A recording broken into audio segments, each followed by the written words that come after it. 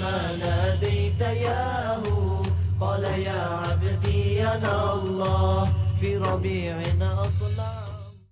اب یہ طویل آیت آ رہی ہے جس میں محرمات عبدیہ کا بیان ہے کہ کن رشتوں میں نکاح کا معاملہ نہیں ہو سکتا ہے. حرمت علیکم امہاتکم، حرام کر دی گئی تم پر تمہاری مائیں، نمبر 1، وبناتکم تمہاری بیٹیاں، واخواتکم اور تمہاری بہنیں، وعماتکم اور تمہاری پھوپھیاں، وخالاتکم اور تمہاری خالائیں، وبنات الاخ اور بھائی کی بیٹیاں یعنی بھتیجیاں، وبنات الاخت اور بہن کی بیٹیاں یعنی بھانجیاں، وامہاتکم اللاتی ارضعنکم اور تمہاری وہ مائیں جنہوں نے تمہیں دودھ پلایا ہے، واخواتکم من الرضاعۃ اور تمہاری دودھ پلانے والیوں کی بیٹیاں، وامہات نسائکم اور تمہاری بیویوں کی مائیں، وربائبکم اللاتی فی حجورکم من نسائکم اللاتی دخلتم بہن، جن سے تم نے صحبت کی ہو ان کی جو بیٹیاں ہیں سابقہ شوہروں سے وہ حرام ہیں.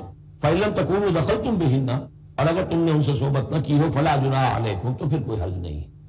وحلائل ابنائکم اور تمہارے بیٹوں کی عورتیں تمہاری بہویں، الذین من اصلابکم لیکن بیٹے وہ جو تمہارے اپنے صلب سے ہوں، اپنے صلبی بیٹے، منہ بولے بیٹے کا معاملہ نہیں ہے. وان تجمعوا بین الاختین اور یہ بھی تم پر حرام کیا گیا ہمیشہ کے لیے کہ بیک وقت دو بہنوں کو جمع کرو ایک نکاح میں. الا ما قد سلف سوائے اس کے کہ جو ہو چکا. ان اللہ کان غفور الرحیم، یقیناً اللہ غفور الرحیم.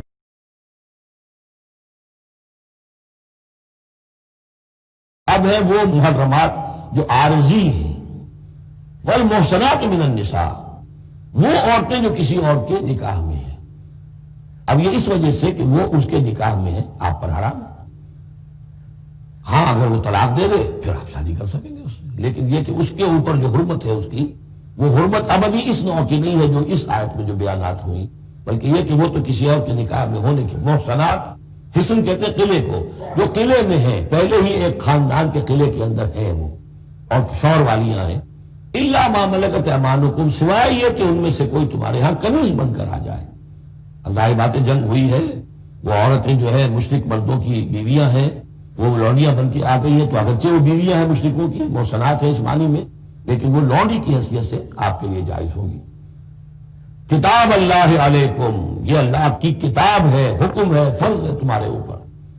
وَأُحِلَّ لَكُم مَّا وَرَاءَ ذَلِكُم اب اس کے علاوہ تمہارے لیے تمام عورتیں حلال ہیں. تو آپ نے دیکھا کہ کتنی تھوڑی سی تعداد میں عورتیں ہوئی کہ جن سے نکاح حرام ہوا، باقی کثیر تعداد. یعنی مباحات کا دائرہ بہت وسیع ہے، محرمات کا دائرہ بہت محدود ہے. ان تبتغوا باموالکم لیکن یہ کہ اس کے لیے نکاح ہوگا مہر دے کر، اموال کے ساتھ تم اس میں نکاح کرو. محسنین نیت ہو گھر میں بسانے کی، قلعے میں لانے کی، غیر مسافرین صرف مستی نکالنے کی نہیں. یعنی یہ جو ہے اس کو ایک کھیل اور ہابی نہ بنا لو، گھر میں آباد کرنے کی نیت ہو اس سے شادی کی جائے. مستمتعتم بہ منہن فآتوہن اجورہن جو بھی تم نے ان سے استفادہ کیا ہے تو انہیں ان کے مہر جو ہے مقرر ہوئے ہیں فریضۃً وہ دو. ولا جناح علیکم فیما تراجعتم بہ من بعد الفریضہ اس میں کوئی حرج نہیں ہے کہ کسی مہر کے مقرر ہونے کے بعد اگر باہمی رضامندی سے اس میں کوئی کمی بیشی ہو جائے. ان اللہ کان علیما حکیما یقینا اللہ تعالی علیم ہے اور حکیم ہے. ومن لم یستطع منکم طولا ان ینکح المحصنات المؤمنات اور جو کوئی تم میں سے اتنی استطاعت نہ رکھتا ہو، مقدرت نہ رکھتا ہو کہ مومن محسنہ عورتوں سے شادی کر سکے. اب محسن دو معنی میں آتا ہے، ایک خاندانی لڑکی، شریف لڑکی، خاندانی آزاد گھرانے کی کہ اسے گھر کا قلعہ حاصل ہے، اور ایک شادی شدہ عورت کے جو ایک شوہر کے قلعے کے اندر ہے. ایک ہے خاندان کا قلعہ، خاندان کی پروٹیکشن حاصل ہے، سپورٹ حاصل ہے، تو وہ عورت جو ہے وہ محسنہ ہے. اسی طرح وہ عورت کے جو شوہر کے گھر میں ہے، ایک قلعے میں ہے، اس کے گھر میں ہے، اس کی حفاظت میں ہے، وہ بھی محسنہ ہے. پہلے تھا وہ دوسری معنی میں یعنی شادی شدہ. یہاں مراد ہے شریف زادیاں، آزاد مسلمان عورتیں. اب ظاہر بات ہے آزاد مسلمان عورتوں کا تو مہر ادا کرنا پڑے گا. اس حوالے سے کوئی بیچارہ مفلس ہے نہیں دے سکتا ہے تو کیا کرے. وَمَن لَّمْ يَسْتَطِعْ مِنكُمْ طَوْلًا أَن يَنكِحَ الْمُحْصَنَاتِ الْمُؤْمِنَاتِ فَمِمَّا مَلَكَتْ أَيْمَانُكُمْ تو جو لونیاں ہیں ان سے نکاح کر لو. مِن فَتَيَاتِكُمُ الْمُؤْمِنَاتِ جو تمہاری مومن جو لونیاں ہوں.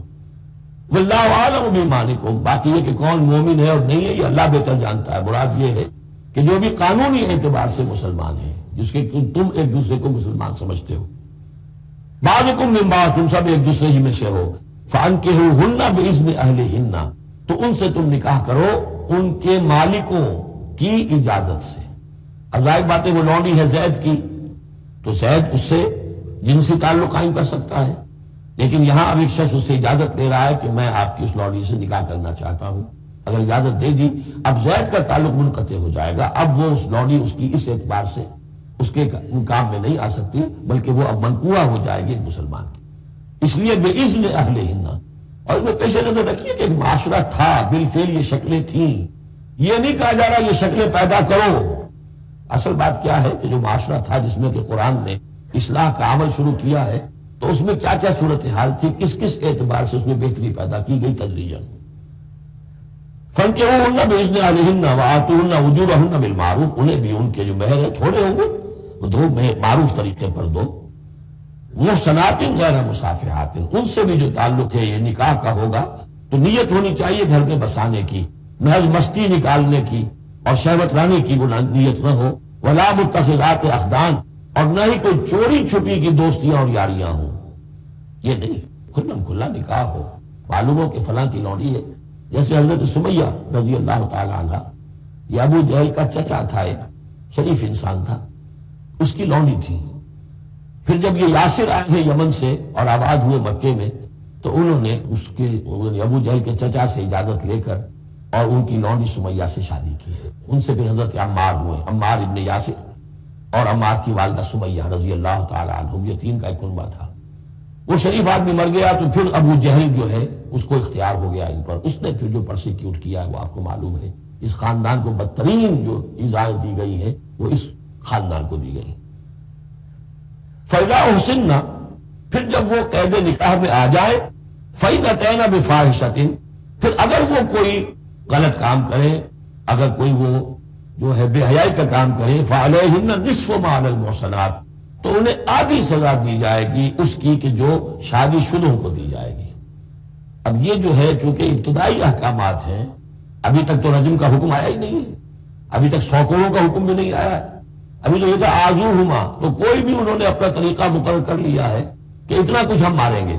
تو اس میں البتہ ذہن میں رکھا جائے کہ اس میں یہ ہے کہ جو یہ لونڈی ہے منکوحہ، اس کو اگر سزا دینی ہے کہ اسی طرح کی جرم کی تو اس کی سزا بھی عادی ہوگی، اس لیے کہ ایک شریف خاندان کی عورت جسے پروٹیکشن حاصل ہو اس کا معاملہ اور ہے، اور ایک اس بیچاری غریب لونڈی کا معاملہ اور ہے۔ ذالک لمن خشی العنۃ منکم، یہ رعایت بھی کہ مسلمان لونڈیوں سے نکاح کر لو، یہ بھی تمہارے لیے، تم میں سے ان لوگوں کے لیے ہے کہ جنہیں اندیشہ ہو فتنے میں پڑنے کا، جو اپنی شہوت اور جنسی جذبے کو روک نہ سکے، کہ اگر ہم ان کے لیے نکاح کی کوئی شکل نہیں بنتی ہے تو ہو نہ جائے کہ کہیں کسی غلط کام میں ملوث ہو جائیں، ورنہ یہ کہ وان تصبروا، اگر تم صبر کرو، تو چونکہ عام طور پر جو باندیاں تھیں ان کا کردار اونچا نہیں تھا اس معاشرے میں، تو بہتر یہ ہے کہ ان سے نکاح کرنے سے تم بچو اور تعفف کرو، اس میں بہتری ہے۔ وان تصبروا خیر لکم، اور اگر تم صبر کرو تو یہ تمہارے حق میں بہتر ہے۔ واللہ غفور الرحیم، اللہ غفور الرحیم ہے۔ یرید اللہ لیبین لکم، اب یہ چونکہ کچھ احکام آ رہے ہیں تو ایک فلسفے کی باتیں آ رہی ہیں اب چند۔ بسا اوقات ایسا ہوتا ہے کہ احکام کو انسان اپنے اوپر بوجھ سمجھنے لگتا ہے، یہ کرو یہ نہ کرو، یہ کرو یہ نہ کرو، تو آدمی کی طبیعت ہے، فطرت ہے، یہ بات سے محسوس کرتا ہے۔ بلکہ عیسائی تو میں نے ایک مرتبہ 1970 میں تقریر سنی تھی، کرسمس گزاری تھی لندن میں، تو انہوں نے کہا تھا کہ شریعت لعنت ہے۔ خواہ ایک انسان کو یہ آرام ہے، یہ آرام ہے، یہ آرام ہے، رک نہیں سکا ہے، اب دل اس کا میلا ہو جائے گا، گلٹی کانشنس ہو جائے گا، گلٹی کانشنس سے اس کے اندر جو ہے وہ نیگیٹو سائیکالوجی ڈیولپ ہونی شروع ہو جائے گی۔ یہ ساری گندگی کہاں سے پیدا ہوئی کہ آپ نے حرام حلال کا فلسفہ چھیڑ، سب حلال کا، چھٹی ہو جائے گی۔ تو ایسے ایسے فلسفے بھی دنیا میں ہیں، اور یہ میں نے تقریر سنی 1970 میں لندن میں کرسمس کے دنوں میں۔ یرید اللہ لیبین لکم، اللہ تعالیٰ چاہتا کہ تمہارے لیے ان چیزوں کو واضح کر دے۔ وَيَهْدِيَكُمْ سُنَنَ الَّذِينَ مِن قَبْلِكُمْ، اور تمہیں ہدایت دے ان راستوں کی کہ جو تم سے پہلے کے لوگوں کے تھے۔ وَيَتُوبَ عَلَيْكُمْ، اب اس میں دونوں طرف جائے گا، پہلے کے نیکوکار بھی تھے، پہلوں کے بدکار بھی تھے۔ نیکوکاروں کا راستہ تم اختیار کرو، صراط الذین انعمت علیہم، اور دوسرے راستوں سے تم بچ سکو۔ اللہ چاہتا تمہارے اوپر، تم پر تو عنایت فرمائے واللہ علیم الحکیم، اللہ تعالیٰ سب کچھ جاننے والا، کمال حکمت والا ہے۔ واللہ یرید ان یتوب علیکم، دوبارہ پھر وہی، اللہ چاہتا ہے تم پر مہربانی فرمائے۔ ویرید الذین یتبعون الشہوات، اور وہ لوگ کہ جو شہوات کی پیروی کرتے ہیں وہ چاہتے ہیں ان تمیلوا میلا عظیما، کہ تم تو ایک طرف غلط راستے سے دور تک تمہارا جو ہے رجحان ہو جائے اور ادھر ہی تم بھٹکتے چلے جاؤ۔ آج جو بھی ہے عورت کی آزادی کی بنیاد پر، ایمانسیپیشن کی بنیاد پر یہ ساری چیزیں جو ہو رہا ہے، ویمن لب ہے، یہ سب کا سب در حقیقت ان حدود اور قیود کو توڑ کر اور سارا یہ جنسی جو ہے انارکی پھیلانے کا ایک سازش ہے جو دنیا میں چل رہی ہے۔ یرید اللہ ان یخفف عنکم، تم یہ نہ سمجھو کہ بوجھ ڈال رہا اللہ تم پر، اللہ تم پر تخفیف چاہتا ہے۔ جب تم ان چیزوں پر عمل نہیں کرو گے، معاشرے میں بدگمانیاں پھیلیں گی، فساد ہوگا، گندگیاں ہوں گی، جھگڑے ہوں گے، بدگمانیاں ہوں گی، یہ سارا کچھ ہوگا تو اللہ تو تمہارے لیے آسانی چاہتا ہے۔ وَخُلِقَ الْإِنسَانُ ضَعِيفًا، اور انسان پیدا کیا گیا ہے کمزور، اس کے اندر کمزوری کے پہلو بھی ہے۔ یا ایھا الذین آمنوا لا تاکلوا اموالکم بینکم بالباطل، اہل ایمان اپنے مال آپس میں باطل طریقے سے ہڑپ نہ کرو، الا ان تکون تجارتا عن تراض، سوائے اس کے کہ تجارت ہو تراض منکم، تمہاری باہمی رضامندی سے۔ یہ جوتا ہے 200 روپے کا ہے، آپ کو منظور ہے 200 دیجئے، جوتا لے لیجئے، یہ آپ کی باہمی رضامندی سے سودا ہے، وہ ہو گیا۔ لیکن یہ کہ اس سیدھے سادے اور صحیح اور طریقے پر، ایک ظاہر بات ہے کچھ نہ کچھ تو آپ نے نفع اس میں سے کمایا ہے، آپ نے محنت کی ہے، کہیں سے لائے ہیں، سٹور کیا ہے، دکان کا کرایہ دیا ہے، لیکن اس کو وہ گرج نہیں کرے گا۔ لیکن جھوٹ بول رہے، خدا کی قسم کھا رہے کہ میں نے تو اتنے کا لیا، اب یہ ہو گیا تم، آپ نے اپنی ساری محنت بھی ضائع کی اور آپ نے حرام کما لی، اور یا کوئی اور طریقے مال ہڑپ کر رہے ہیں، دھوکہ دے رہے ہیں۔ یا ایھا الذین آمنوا لا تاکلوا اموالکم بینکم بالباطل الا ان تکون تجارتا عن تراض منکم ولا تقتلوا انفسکم، اور نہ اپنے آپ کو قتل کرو، یعنی ایک دوسرے کو قتل کرو۔ تمدن کی جڑ دو چیزوں پر ہے، احترام جان، احترام مال۔ میرے لیے آپ کا مال محترم ہے، آپ کی جان محترم ہے، میں اسے کوئی غضب نہ پہنچاؤں۔ آپ کے لیے میرا مال، میری جان، میرا جسم محترم ہے، اسے کوئی غضب نہ پہنچائے۔ اگر تو یہ جنٹلمین ایگریمنٹ ہمارا چلتا ہے تب تو ہم ایک معاشرے میں رہ سکتے ہیں، ایک ملک میں رہ سکتے ہیں، اور اس میں اطمینان ہوگا، سکون ہوگا، چین ہوگا۔ اور جہاں یہ دونوں احترام ختم ہو گئے، جان کا نہ مال کا، تو ظاہر بات ہے کہ پھر وہاں سکون کہاں سے آئے گا، اطمینان کہاں سے آئے گا، چین کہاں سے آئے گا۔ وَلَا تَقْتُلُوا أَنفُسَكُمْ إِنَّ اللَّهَ كَانَ بِكُمْ رَحِيمًا، یقیناً اللہ تعالیٰ تم پر بہت ہی مہربان ہے۔ وَمَن يَفْعَلْ ذَلِكَ عُدْوَانًا وَظُلْمًا، اور جو کوئی بھی یہ کام کرے گا، دو کام، چوری اور دھوکہ اور قتل نفس، ظلماً اور عدواناً، تعدی کے ساتھ، ظلم کے ساتھ، فسوف نصلیہ نارا، تو اسے تو ہم جھونک دیں گے آگ میں، وکان ذلک علی اللہ یسیرا، اور یہ چیز اللہ پر بہت آسان ہے۔ یہ نہ سمجھنا کہ کیا اللہ تعالیٰ تمام نوع انسانی کو جہنم میں جھونک دے گا، یہ اللہ کے لیے بہت آسان ہے۔ كلما ناديت ياه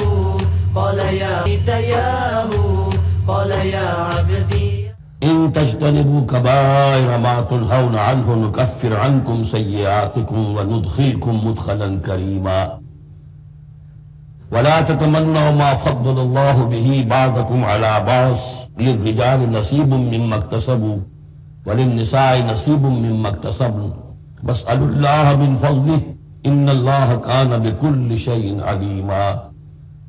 اب انسانی تمدن کے دو بہت اہم مسائل ہیں اور بڑے گہرے فلسفیانہ اہمیت کے حامل۔ پہلا مسئلہ ہے گناہوں کے بارے میں کہ ان میں تقسیم ہے کبائر اور صغائر کی۔ بڑے بڑے گناہ، سب سے بڑا گناہ شرک ہے، کفر ہے، پھر یہ کہ جو فرائض ہیں ان کا ترک کرنا کبائر میں شامل ہوگا، جو حرام چیزیں ہیں ان کا ارتکاب کبائر میں شامل ہوگا۔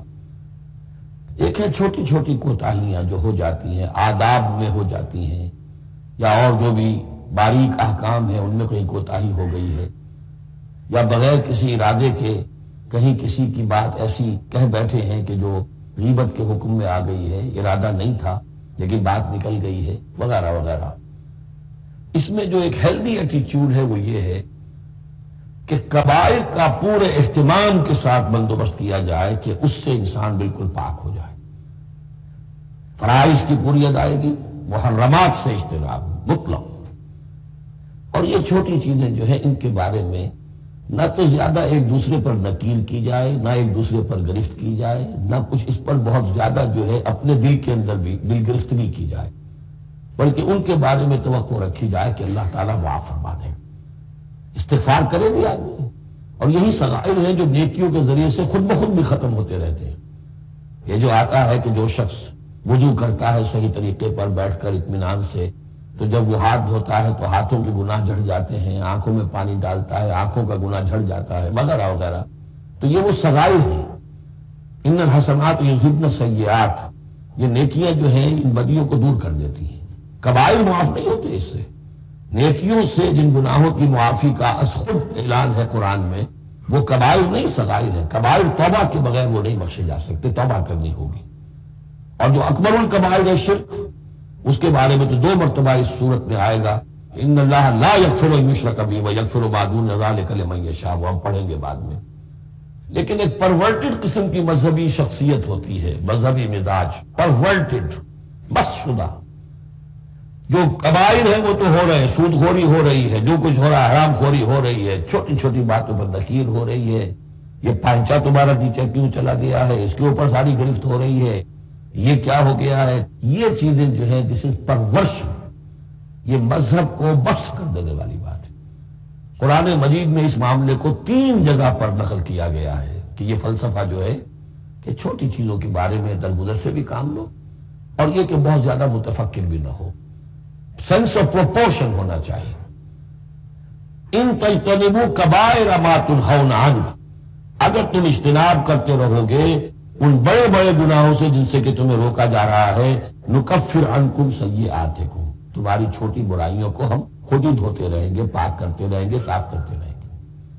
جو بھی نیک کام کرو گے ان کے حوالے سے وہ جو فروغ گزاشتے ہیں وہ خود بخود بھی دھلتی رہتی ہیں۔ وندخلکم مدخلا کریما، اور تمہیں داخل کریں گے بہت ہی باعزت جگہ پر، جہاں کیا تمہارا مقام جو ہے باعزت اکرام کے ساتھ ہوگا۔ یہ مضمون سورہ شورى میں بھی آیا ہے، پھر سورۃ النجم میں بھی ہے، 3 مرتبہ یہ مضمون قرآن میں آیا ہے۔ دوسرا مسئلہ جو ہے انسانی معاشرے میں وہ فضیلت کا ہے۔ اب ظاہر بات ہے کہ تمام انسانوں کو ایک جیسا تو نہیں بنایا ہے اللہ نے، کسی کو خوبصورت بنا دیا، کسی کو بدصورت بنا دیا، کسی کا قد اونچا ہے، کوئی ٹھنگنے قد کا ہے، لوگ اس پر ہنستے ہیں، یا کسی کو مرد بنا دیا، کسی کو عورت بنا دیا۔ اب عورت اپنے اندر ہی اندر کوہتی رہے مجھے عورت کیوں بنایا، تو اس کا حاصل کیا ہوگا؟ یا کوئی بدصورت انسان ہے، ٹھنگنا ہے کسی اور اعتبار سے، دوسرا شخص ہے وہ دیکھتا ہے کہ وہ تو بڑا اچھا ہے، تو اب اس کے اوپر کوڑنے کی بجائے کیا ہونا چاہیے کہ اللہ تعالیٰ نے مجھے جو کچھ دیا ہے مجھے اس کے اوپر صبر اور شکر کرنا چاہیے، اور جو فضل ہے کسی اور چیز میں بھی ہو سکتا ہے، میں نیکی میں آگے بڑھ جاؤں، میں خیر کے کاموں میں آگے بڑھ جاؤں، میں علم میں آگے بڑھ جاؤں، تو یہ چیزیں جو ہیں انسان دوسری چیزوں سے اپنی ان کی تلافی کر لے، بجائے اس کے کہ ایک نیگیٹو اس کی سائیکالوجی ڈیولپ ہوتی چلی جائے، کوڑنا اور اندر ہی اندر جھوتے رہنا، جس سے کہ پھر طرح طرح کی جو ذہنی بیماریاں پیدا ہوتی ہیں، انہی کانفلکٹس کی وجہ سے، انہی فرسٹریشنز کی وجہ سے مینٹل بیلنس آدمی لوز کر بیٹھتا ہے۔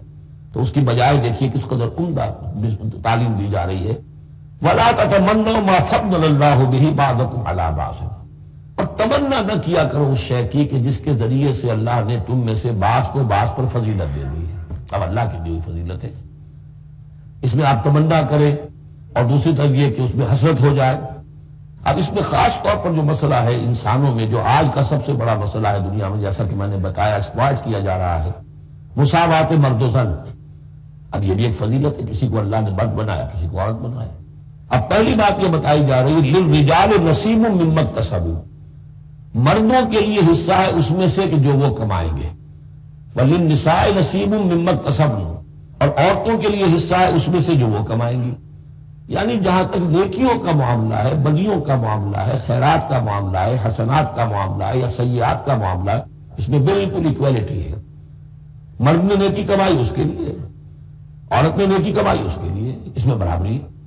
عورت نیکی میں مرد سے آگے نکل جائے، اتنے مرد ہوں گے کروڑوں کہ جو رش کریں گے حضرت خدیجہ کی مقام پر، کہ جو ان کا نمایاں ہوگا قیامت کے دن، یا حضرت عائشہ یا حضرت فاطمہ کا مقام، تو وہ عورتیں تھیں، اور مرد ہوں گے بڑے بڑے، لیکن یہ کہ ان کی خاک کو بھی نہیں پہنچ سکیں گے۔ تو یہ ہے کہ اس میں تسلیم کرے آدمی، تسلیم و رضا، کہ جو بھی اللہ نے مجھے بنا دیا اور مجھے دیا ہے، اب مجھے اس میں بہتر سے بہتر کرنا ہے. یہ میرا شاکلہ تو اللہ کی طرف سے آ گیا ہے. کل یعمل علی شاکلتہ، اور جو ہم پڑھ چکے سورہ بقرہ میں کہ لا یکلف اللہ نفسا الا وسعہا، وسع جو ہے وہ اللہ نے بنا دی ہے. اب اس آیت کو بھی غلط کوٹ کیا جاتا ہے کمائی کے لیے کہ عورتیں بھی کما سکتی ہیں. دیکھیے لکھا ہوا نصیب مما اکتسبوا، ان کے لیے حصہ ہے اس کمائی میں سے جو انہوں نے کیا. اچھا کمائی سے مراد یہ سمجھ لیجیے قرآن مجید میں صرف ایک جگہ ایسی ہے سورہ بقرہ میں جو ہم پڑھ چکے ہیں جہاں کسب کا لفظ آیا ہے معاشی جد و جہد اور معاشی کمائی کے لیے. باقی پورے قرآن میں کسب آتا ہے اعمال کے لیے، کسب حسنات کسب سیئات، بدیاں کمانا بھلائیاں کمانا، کسب اس کے لیے. اور دلیل اس کی یہاں کیا ہے، مما اکتسبنا نصیب. اگر تو ایک عورت نے کمائی کی ہے تنخواہ 10,000 کی ہے تو 10,000 میں سے 2,000 تو نہیں ملے گا اسے، باقی 8,000 شوہر میں جائے گا. تو نصیب مما اکتسبنا نہیں ہے وہ. تو اگر کسی کی واقعی کوئی کام کرتی ہے خاتون، اگر کوئی اس میں حرام پہلو نہیں ہے، پیشہ جو ہے وہ بھی شریفانہ ہے، جو بھی آداب ہیں پردے کے، سطر کے، حجاب کے، وہ بھی ملحوظ رکھے وہ ٹھیک ہے. تو جو کمائی اس کی پوری اس کی ہوگی، اس کا حصہ تو نہیں ہوگا. اعمال میں البتہ آیا ہے کہ اعمال میں جو ہے مختلف اعمال کے مراتب ہوتے ہیں، کتنا خلوص نیت کتنا تھا، آداب کتنے ملحوظ رکھے. یہ ہم سورہ بقرہ میں حج کے ذکر میں بھی پڑھ چکے ہیں کہ ان لوگوں کے لیے بھی نصیب مما کسبوا، جو انہوں نے کمایا ہوگا اس میں سے حصہ ملے گا. تو یہاں پر یہ نیکی اور بدیوں کا تذکرہ ہے، یعنی جہاں تک مورل لیول ہے اس میں عورت اور مرد برابر ہیں. ہیومن ڈگنیٹی، ہیومن آنر اس میں برابر ہے، مورل لا برابر ہے. لیکن یہ ہے کہ باقی جو معاشرتی ذمہ داریاں ہیں اور ان کے حوالے سے جو تقسیم کار اللہ نے رکھی ہے اس کے اعتبار سے فرق ہے. اب اس فرق کے ساتھ اگر عورت نکنسائی نہ کرے اور کرتی رہے اور مرد کے بالکل برابر ہونے کی کوشش کرے تو فساد کا سارا معاملہ جو ہے اس معاشرے کا وہ فساد کے نظر ہو جائے گا. وَاسْأَلُوا اللَّهَ مِن فَضْلِهِ، اور اللہ سے اس کا فضل تلاش کرو. اے اللہ تو نے مجھے اس معاملے میں کم رکھ دیا ہے، اے اللہ مجھے اس معاملے کے اندر تو مجھے ہمت دے، میں ترقی کروں. تو اللہ تعالیٰ بہت سے لوگوں کو کسی اور پہلو سے نمایاں کر دیتا ہے. ان اللہ کان بکل شیء علیما، یقیناً اللہ تعالیٰ ہر شے کا علم رکھتا ہے. وَلِكُلٍّ جَعَلْنَا مَوَالِيَ مِمَّا تَرَكَ الْوَالِدَانُ وَالْأَقْرَبُونَ. اب آخر میں پھر ایک مرتبہ جو ہے قانون وراثت کی اہمیت کو دیکھیے، اور ہر ایک کے لیے ہم نے مقرر کر دیے ہیں حصے وراثت میں جو بھی چھوڑتے ہیں والدین یا رشتہ دار. والذین عقدت ایمانکم، ایک نیا مسئلہ یہ پیدا ہو گیا تھا کہ ایک دوستی ہوتی ہے، بھائی چارہ ہوتا ہے، یا مدینے میں حضور نے مسلمانوں کو بھائی بھائی بنا دیا تھا، ایک انصاری ایک مہاجر بھائی، تو کیا ان کا وراثت میں حصہ ہے؟ نہیں. یہ وراثت میں حصہ منہ بولے بھائیوں کا نہیں ہے. منہ بولے بیٹے کی کوئی حیثیت نہیں شریعت میں، منہ بولے بھائی کا کوئی حصہ نہیں ہے. ہاں اپنی زندگی میں تم نے والذین عقدت ایمانکم، جن کے ساتھ تمہارا کوئی معاہدہ ہوا ہے، کوئی دوستی ہوئی ہے، فآتوہم نصیبہم، انہیں ان کا حصہ دے دیا کرو. یعنی اپنی زندگی میں ان کے ساتھ جو بھلائی کرنا چاہو، کوئی ہبہ کرنا چاہو اپنی وراثت میں سے بھی، اپنی وراثت میں سے وصیت کرنا چاہو، یہ کر سکتے ہو.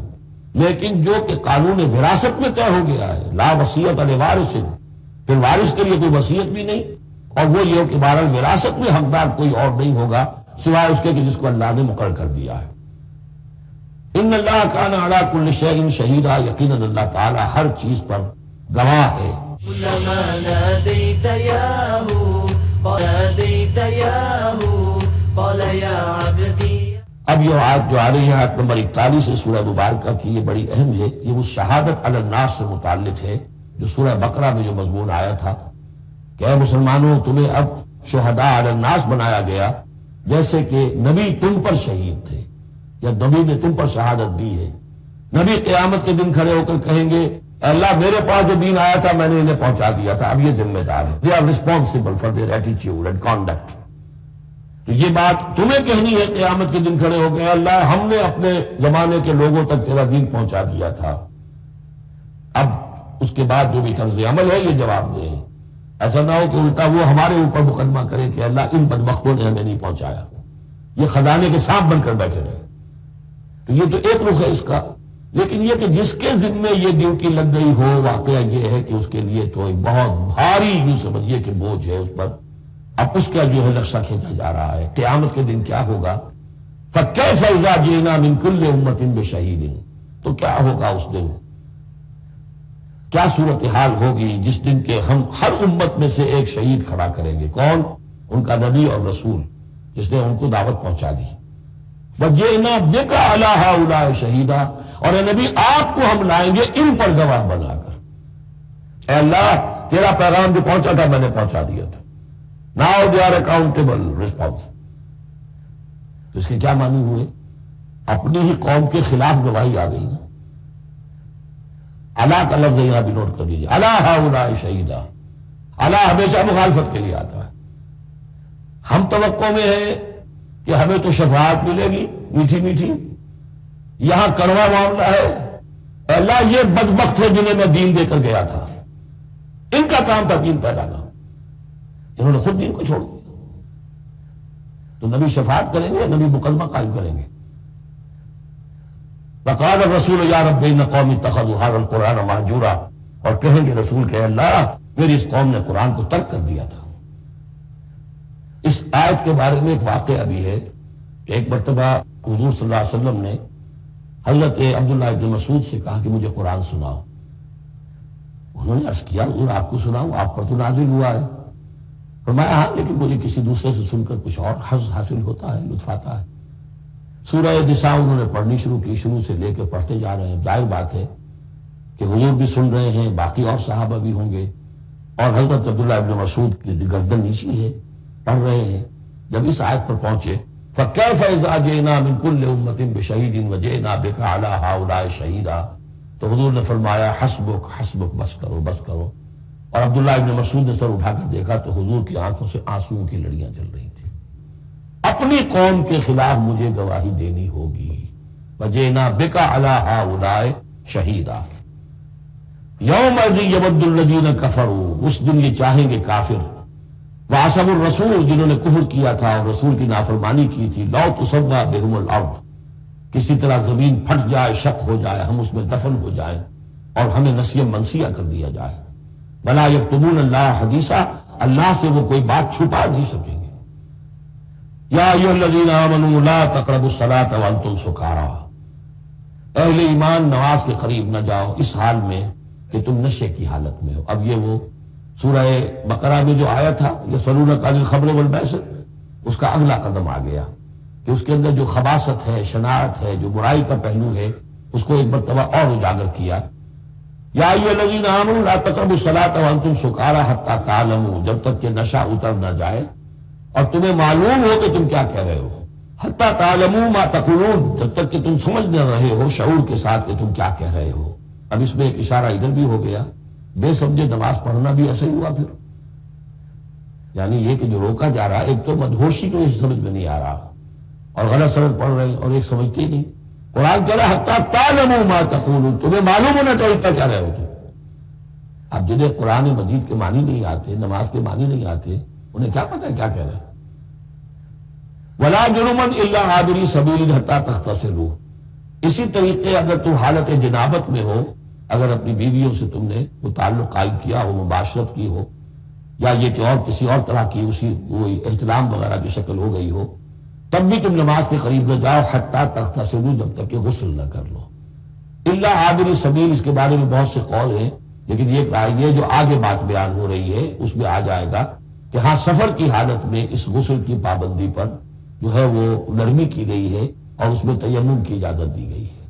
وَإِن كُنتُم مَرْضَىٰ، اور اگر تم ہو بیمار، او علی سفر، آدمی مریض ہے، نہانے میں اندیشہ ہے، بخار بہت تیز ہے یا کچھ اور ہے معاملہ ہے، او علی سفر، یہ سفر میں ہے، او جاء احد منکم من الغائط، یا یہ کہ تم میں سے کوئی جو ہے قضاء حاجت کے بعد آیا ہے، او لامستم النساء، یا تم نے عورتوں کے ساتھ مباشرت کی ہے، فلم تجدوا ماء، اور تم پانی نہ پاؤ.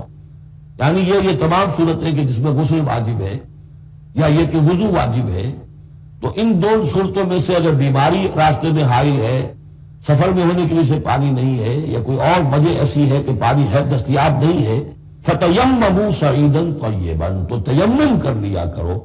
لیکن تیمم کا جیسا کہ ہم پہلے پڑھ چکے ہیں، میں نے بتایا تھا کہ قصد کرنا تیمم، فَتَيَمَّمُوا صَعِيدًا طَيِّبًا، پاک مٹی کا اس کا قصد کرو. فَامْسَحُوا بِوُجُوهِكُمْ وَأَيْدِيكُمْ، اور پھر اپنے چہروں کو اور اپنے ہاتھوں کو اس سے بسا کر لو، بل لو. ان اللہ کان عفوا غفورا، یقیناً اللہ تعالیٰ عفو ہے، بہت معاف کرنے والا۔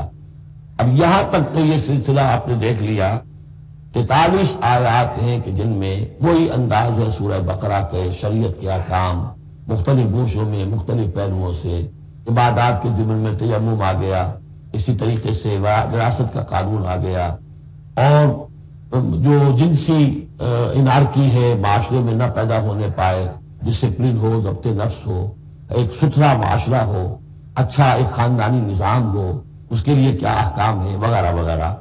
اب یہاں تھوڑا سا خطاب آ رہا ہے بہت مختصر اہل کتاب کے بارے میں۔ الم تر الی الذین اوتوا نصیبا من الکتاب، کیا تم نے دیکھا نہیں ان لوگوں کی جانب جنہیں حساب کتاب میں سے ایک حصہ دیا گیا تھا۔ والکتاب ایک حقیقت ہے جس میں سے ایک حصہ آیا تھا جس کا نام تورات تھا، اسی میں سے ایک حصہ اور آیا وہ انجیل ہے، اور پھر وہ کتاب ہر اعتبار سے قابل ہو کر نازل ہوئی قرآن کی شکل میں۔ یشترون الضلالۃ ویریدون ان تضلوا السبیل، وہ گمراہی خریدتے ہیں اور چاہتے ہیں کہ تم بھی گمراہ ہو جاؤ۔ یہ جیسے مشرکین مکہ کیا کرتے تھے کہ لوگ قرآن نہ سنیں تو کوئی گانے والی کوئی لے آیا تھا کہیں سے، تاکہ لوگ جو ہے اس کے گانے سننے کے اندر ہی لگے رہے اور حضور کی بات سنے کوئی نہ۔ اسی طریقے سے یہ مدینے کے اندر بھی اس قسم کے معاملات جو ہیں، یہ یہودی جو ہیں اس قسم کے، جو ہمارے ہاں یہ میچز ہو رہے ہیں اور معلوم ہوتا ہے کہ ٹی وی پر گویا کہ دنیا کی اہم ترین شے جو ہے وہ کرکٹ ہے اور ٹینس ہے اور وہ وہاں کی جو گیمز ہیں، اور پاگل ہوئی ہوئی دنیا اس کے اوپر پاگل۔ اور شیطان کو چاہیے کیا؟ حقائق کی طرف نگاہ ہی نہ ہو، زندگی کس لیے ہے، جینا کاہے کے لیے ہے، موت ہے تو اس کے بعد کیا ہونا ہے سوچنے کی ضرورت ہی نہ ہو۔ یا حیوان کیا کما رہا ہے یا کھا رہا ہے، اور یا پھر یہ اس طرح کے لہو و لعب کے اندر زندگی گزار رہا ہے۔ اللہ اللہ اور خیر سر۔ تو جو خریدتے ہیں گمراہی، اس کے لیے بڑے بڑے نظام ہیں، بڑے بڑے ان لوگوں کے لیے جو ہیں انعامات ہوتے ہیں، آدمی کے ہوش ٹھکانے آ جاتے ہیں ان پلیئرز کو کیا کیا کچھ ملتا ہے۔ وَيُرِيدُونَ أَن تَضِلُّوا السَّبِيلَ، وہ یہ چاہتے ہیں کہ تمہیں سیدھے راستے سے راہ حق سے منحرف کر دیں۔ وَاللَّهُ أَعْلَمُ بِأَعْدَائِكُمْ، اللہ تمہارے دشمنوں سے خوب واقف ہے۔ وَكَفَى بِاللَّهِ وَلِيًّا، اور وہ کافی ہے تمہارے ولی اور پشت پناہ ہونے کی حیثیت سے۔ یہ ظاہر بات ہے کہ تم اس کا کہنا مانو گے تب نا۔ وَكَفَى بِاللَّهِ بَصِيرًا، اور مددگار ہونے کے اعتبار سے بھی وہ کافی ہے۔ مِنَ الَّذِينَ هَادُوا يُحَرِّفُونَ الْكَلِمَ عَن مَّوَاضِعِهِ، ان یہودیوں میں سے ہی وہ لوگ ہیں کہ جو کلام کو اس کے اصل مقام سے پھیرتے ہیں۔ وَيَقُولُونَ سَمِعْنَا وَعَصَيْنَا، یہ ہم پڑھ چکے ہیں، کہتے ہیں ہم نے سنا اور ہم نے نہیں مانا۔ بظاہر یہ کہ سمعنا وَأَطَعْنَا کہہ رہے ہیں، حقیقت میں سمعنا وَعَصَيْنَا۔ وَاسْمَعْ غَيْرَ مُسْمَعٍ، اور وہ حضور سے یہ بھی کہتے تھے گستاخ ذرا سنیے، نہ سنا جائے، نہ سنے۔ یہ چپکے سے کہہ دیا کہ ہمیں کو آپ کو سنانا بھی مطلوب نہیں ہے خاص۔ وَاسْمَعْ غَيْرَ مُسْمَعٍ وَرَاعِنًا لَيًّا بِأَلْسِنَتِهِمْ، اور رائنا کو رائینا کہہ دیا ہے ہمارے چرواہے، بِأَلْسِنَتِهِمْ اپنی لَيًّا اپنی زبانوں کو موڑ کر، وَطَعْنًا فِي الدِّينِ، اور دین میں طعن کرنے کے لیے، عیب لگانے کے لیے۔ وَلَوْ أَنَّهُمْ قَالُوا، اگر وہ یہ کہتے سمعنا وَأَطَعْنَا، ہم نے سنا اور مانا، وَاسْمَعْ وَانظُرْنَا، اور آپ ہماری بھی بات ذرا سن لیجئے اور ذرا ہمیں مہلت دیجئے، لَكَانَ خَيْرًا لَهُمْ وَأَقْوَمَ، یہ ان کے لیے کہیں بہتر ہوتا اور بہت درست اور سیدھی بات ہوتی۔ وَلَكِنْ لَعَنَهُمُ اللَّهُ بِكُفْرِهِمْ، لیکن اللہ نے تو ان کے کفر کی وجہ سے اوپر لعنت کر دی ہے۔ فَلَا يُؤْمِنُونَ إِلَّا قَلِيلًا، تو اب وہ ایمان لانے والے نہیں ہیں مگر شاذ کوئی۔ یا ایھا الذین اوتوا الکتاب آمنوا بما نزلنا مصدقا لما معکم، اب یہاں پر اس لعنت و ملامت کے ساتھ ہی وہ دعوت بھی ہے۔ یہاں پہ جو چیزیں ملی ہوئی ہیں جیسے کہ ہم نے دیکھا سورہ بقرہ اور آل عمران میں وہ علیحدہ علیحدہ مقامات تھے۔ اے وہ لوگوں جنہیں کتاب دی گئی تھی، اوتوا الکتاب آمنوا بما نزلنا، ایمان لاؤ اس پر کہ جو ہم نے نازل کیا ہے، مصدقا لما معکم، تو اس کی تصدیق کرتے ہوئے آیا ہے اس کی جو تمہارے پاس ہے۔ من قبل ان نطمس وجوہا، اس سے پہلے کہ ہم چہروں کو مٹا دیں۔ کا مطلب کیا ہے کہ چہروں پر جو نشان ہیں کوئی ایک ہاتھ پھیرے کہ کوئی نشان باقی نہ اسپاٹ ہو جائے۔ فنردھا علی ادبارہا، پھر ان کو ان کی پیٹھوں کی طرف موڑ دیں، چہرہ پیچھے اور بدھی سامنے، جیسے کہ اصحاب سبت کے ساتھ ان کو بندر بنا دیا یا انہیں خنزیر کی شکل بنا دی۔ تو فرمایا اور نلعنہم کما لعنا اصحاب السبت، یا ہم ان پر وہ لعنت کر دیں جو اصحاب سبت پر ہم نے کی تھی۔ یہ تفصیل آئے گی سورہ اعراف میں لیکن واقعہ اجمالاً جو ہے سورہ بقرہ میں آ چکا ہے، وَكَانَ أَمْرُ اللَّهِ مَفْعُولًا، تو اس سے پہلے تم ایمان لے آؤ، ورنہ اللہ کا معاملہ جو ہے وہ تو ہو کر رہنا ہے۔ اللہ اللہ اللہ اللہ كلما ناديت ياه قال يا عبدي أنا الله كلما ناديت ياه قال يا عبدي أنا الله